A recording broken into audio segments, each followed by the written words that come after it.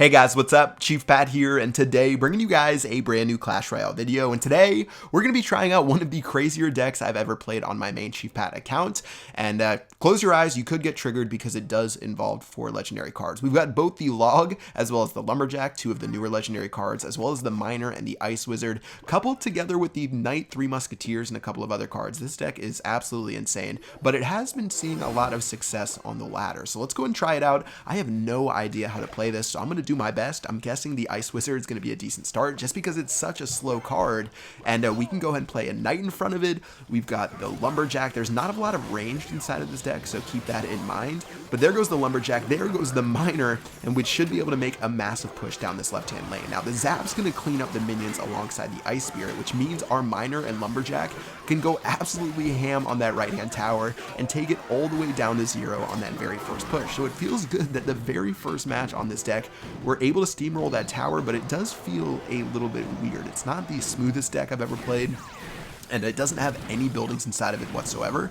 So keep that in mind, that it's going to be a little bit strange to deal with people. And it looks like this guy actually has the 3 Musketeers. So I'm going to play the same exact thing in the very center of my base and split them up evenly. And even with the guards on the right, should be able to take those out. And this is time to play the Log. Let's play the Log. I do drop it a little bit early, so it only hits one of the Musketeers, but I just wanted to make sure I killed those Fire Spirits, which ended up happening. So very nice defense right there. We're only down just a little bit of elixir. Maybe we're even. Things are looking pretty good for the rest of the game. So let's go ahead and start a push in the back with the Ice Wizard and get ready to do the same exact thing on the left-hand side. Now our Musketeer did end up doing a massive amount of work on the right, so because of that I was pretty tempted to play my Ice Wizard on the right, but instead it looks like my Ice Spirit should be able to stop those minions. The poison spell is not going to do too much. My towers are going to refocus onto those minions, and now even though our Ice Wizard's going to die, let's go for a Miner and a Lumberjack push. I've got the Log in case I need it. I'm sort of tempted to play it, but good thing I didn't because it would have missed all those barbarians. My Lumberjack's going to do as much work as possible, and take a look as one of the lowest damage dealing cards in the game just keep spamming away on those barbarians. Now this is where we get crazy. Musketeers in the center, you guys know the deal. Musketeers onto the tower. He's going to play his Fire Spirits just a little bit too late. The tower's going to go all the way down to 702 from somewhere in the mid 2000s, and that has to be my favorite move in the entire game. I'm going to zap. I'm going to Log, by the way, on the right hand side for the 3 Musketeers. Ice Spirit's probably going to die, so we're going to take a decent amount of damage, but still not going to be too shabby. The Knight should be able to clean up those Musketeers, but nothing is better inside of Clash Royale than dropping 3 Musketeers in the center and letting them do absolute work. If you guys have a better feeling inside of the game, let me know in the comment section below, but honestly that does it for me, and just nothing better to me than just watching your opponent freak out as your Musketeers go crazy onto their tower. Now at this point he's done more damage than I thought on the right hand lane. He's going to actually be able to take it down to about 1,000 right there, 1,063. One more chance for my Musketeers though. Let's drop those in the center. That's going to give us the 2nd crown of the game, and we're going to steal a 2 crown to 0 victory using this extremely strange deck. So still feels pretty nice. 35 trophies. It's a little bit awkward defending against some of their pushes when you don't have a defense. Honestly, for me, I play the cannon inside of so many of my decks that I've got to get better at playing without it. It's just a crutch for me, and I feel like I have pretty good cannon placements, which makes it really, usable. But looks like he's going to go for a Hog Rider Skeleton Bush, and this game hasn't started out exactly how we wanted it to. Now my Musketeer is going to retarget to the skeletons from the Hog Rider. I didn't quite understand that, but still, let's go ahead and go for a Miner and double Musketeer push down the right hand lane. They're both going to die to the Ice Wizard. It's going to be taken pretty low though, so both my Musketeer and my Miner made it to the other side, but this Musketeer is going to end up dying, so honestly no harm no foul. And we did take a pretty hefty chunk of a loss on that right hand side in the very beginning of the game. So note to self, do not start with the 3 Musketeers in the very back, especially against a Hog cycle deck. That's almost guaranteed death just because they can move so fast through it, especially if you hit a free spell. That tower on the left hand side would have been absolutely roasted. So let's go ahead and get ready for a big push down the right hand lane. I'm just going to smuggle all these cards. Is that even a word? Oh yeah, smuggle is definitely a word, but definitely not in this situation. I'm going to just go ahead and throw all these bad boys into each other. Lumberjack, Ice Wizard, I've got the Miner. I'm doing a crazy sort of payfacta deck right here, and we're going to take the tower down. The Miner's actually inside of the Rage spell, so combined with the Ice Wizard slowing that tower's attack speed, things are looking pretty good right there, and that tower is going to go down to about 1,600, 1,500 as the Ice Spirits do a little bit of one-on-one action, and the tower is going to end at 1,463. So I'm feeling a lot better, but keep in mind this guy has 2 elixir pumps down, which makes this so much harder to play against.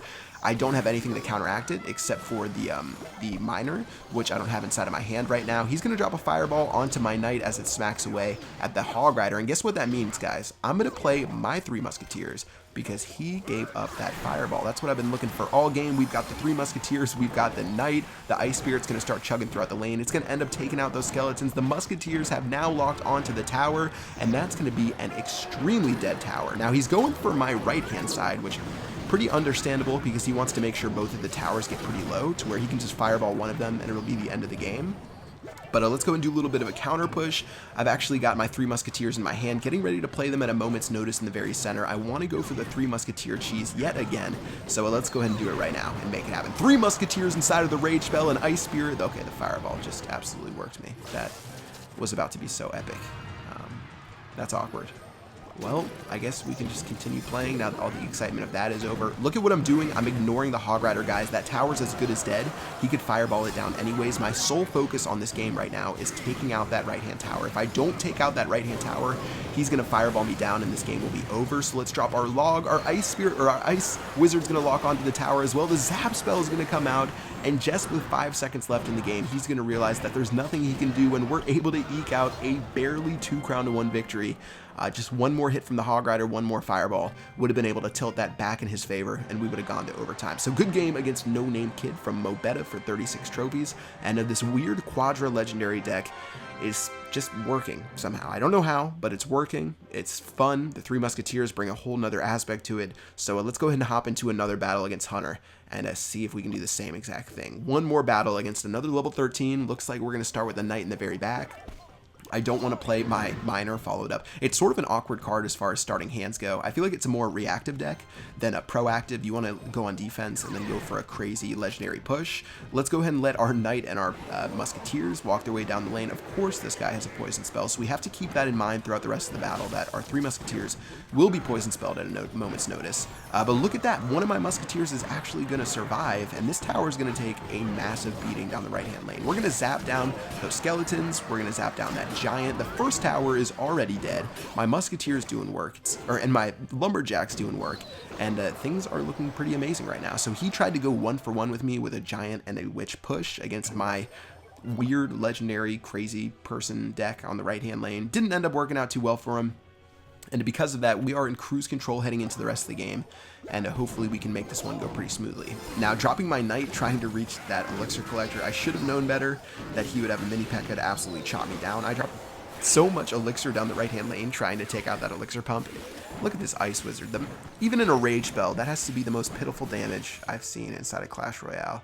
Ooh, I'm hating. And that's a level 5 maxed out ice wizard, guys. That's, I don't have too much to say about that, but I realize right now I'm in a lot of trouble. I have no defensive cards. All I have is the 3 musketeers. Notice my musketeers placement. I drop them so they kill his musketeer first, which is the main damage dealer on that push. Looks like they're going to be able to take out that giant, but still 800 HP left on that tower. I'm going to go for a miner on the left, thinking that my musketeer would live, but no. Of course, the musketeer is going to die, and that's going to be, yeah, that's not going to be the greatest musketeer play I've ever made in my life. So let's go ahead and refocus on that left-hand side. I know we're probably going to lose this right-hand tower unless I can stop one of his pushes. I can drop my knight right here, thinking that he might do something. The ice spirit's going to be able to stop this mini P.E.K.K.A in its tracks. Looks like my knight's going to do its best, but I was a little bit scared the mini P.E.K.K.A would reach it, or reach my tower, so I ended up playing the lumberjack. That's going to bring the rage spell out, and the tower's only going to suffer yet a little bit of damage. Now, going for the greed again, the 3 musketeers are going down in the very center of his base. The giant's going to move a couple of them out of the way. Maybe not the smartest play I've ever made, I've got to be honest. Going for the glory yet again, and especially splitting them up on both the king tower as well as the arena tower, but still things are a-okay. I'm sort of just having a stalemate right in the center right here, as long as it doesn't make its way to my side of the map. I'm not making the most cost-effective trades, but really nothing that are going to end the game for me either. So let's let the knight beat down that P.E.K.K.A. The giant's making its way through as well, and guys, I have no defenses inside of this deck. I can't stop this giant. I've got to let this giant run to the tower. Zap spell. No, we're going to lose that tower, and now we're going to go into extra time. All right, he's going to start freaking out, though, and play all of his stuff in the very center. which means we can go for a minor lumberjack ice spirit push down the left-hand lane. Things are looking much better. The log's going to go down as well and knock that mini P.E.K.K.A backwards. The lumberjack's going absolutely crazy down the left-hand lane, and with 1334 HP left on the tower, the miner's going to go down. The zap spell is going to go down as well, and that's going to do it and give us that second crown. So a little bit sketchy towards the end, not having any defenses to stop that giant push, but still definitely worked out in our favor, and 17 trophies are our spoils of victory for this battle, and not too bad at all with this one. So yeah, that is going to do it for this deck, guys. I hope you guys enjoyed it. One of the weirder decks ever. Obviously, you guys probably aren't going to be able to play it if you're a free-to-play player, unless you've gotten really lucky with legendaries, but still one that's fun to watch, and for you guys who have all the cards, you can feel free to try it out as well. The QUADRA legendary deck definitely lives up to the name and goes a little bit crazy onside the battlefield. So that's going to do it for this video, guys. Hope you guys enjoyed it. Until next time, I will see you guys later. Peace out.